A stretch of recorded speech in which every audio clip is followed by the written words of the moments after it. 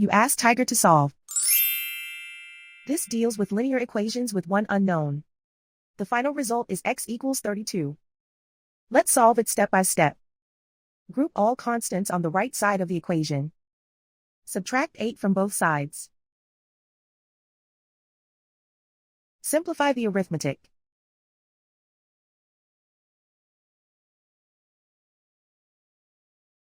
Isolate the x.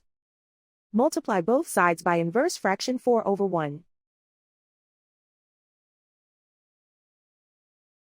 Group like terms. Multiply the coefficients.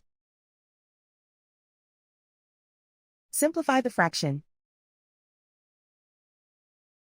Simplify the arithmetic. And so the final result is x equals 32.